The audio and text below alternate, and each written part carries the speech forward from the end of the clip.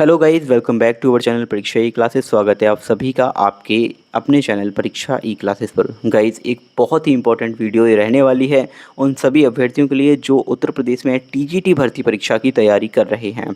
देखिए, उत्तर प्रदेश शिक्षा सेवा चयन आयोग का गठन हो चुका है और उसके बाद से वो पूर्ण रूप से जो कार्यरत है अपने सभी परीक्षाओं को कराने में। तो यहाँ पर बहुत ही इम्पोर्टेंट एक जो नियमावली है रिगार्डिंग उत्तर प्रदेश अधीनस्थ शिक्षा सेवा नियमावली 2026, जो कि आपकी प्रशिक्षित स्नातक श्रेणी यानी टीजीटी लेवल की जो नियमावली है वो यहाँ पर संशोधित रूप उसका प्रस्तुत किया गया है, संशोधित करके जारी की गई है।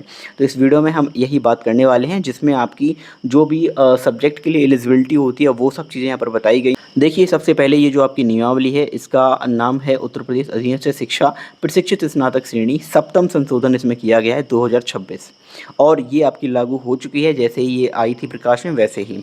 दूसरा देखिए, उत्तर प्रदेश अधीनस्थ शिक्षा सेवा नियमावली 1983 जिसे आगे उक्त नियमावली कहा गया है, यानी आप इस नियमावली के बारे में जान चुके होंगे।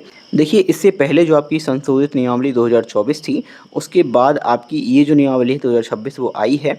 अब आपको यहाँ पर दोनों में बताया जाए कि विद्यमान नियम क्या था, किसी भी विषय के लिए क्या आपके पास एलिजिबिलिटी होनी चाहिए और उसमें नया नियम क्या ऐड किया गया है। गाइस, यहाँ पर आप देख पाएंगे तो आपको संशोधित नियमावली 2024 के अनुसार और जो आपकी आरटीई एक्ट है 2009, इसके अलावा एनसीटीई अधिनियम जो कि संशोधित हुआ था 2014, इसके अकॉर्डिंग करंट में अब आपकी जो एलिजिबिलिटी रहने वाली है उसके बारे में बताया गया है। तो यहाँ पर हम विषयवार जो भी आपकी एलिजिबिलिटी है यानी कि क्या क्या आपके पास होना चाहिए एक टीजीटी टीचर बनने के लिए उसके बारे में डिटेल से डिस्कस करेंगे।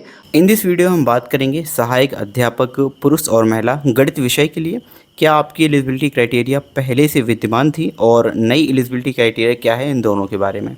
तो देखिए, जो आपकी पहले एलिजिबिलिटी क्राइटेरिया था वो यह था कि भारत में विधि द्वारा स्थापित किसी विश्वविद्यालय और मान्यता विश्वविद्यालय और संस्था से एक विषय के रूप में गणित के साथ स्नातक की उपाधि, यानी आप किसी भी विश्वविद्यालय या मान्यता विश्वविद्यालय से गणित विषय में उपाधि आपके पास होनी चाहिए स्नातक की, यानी एक विषय आपका मैथ्स होना चाहिए।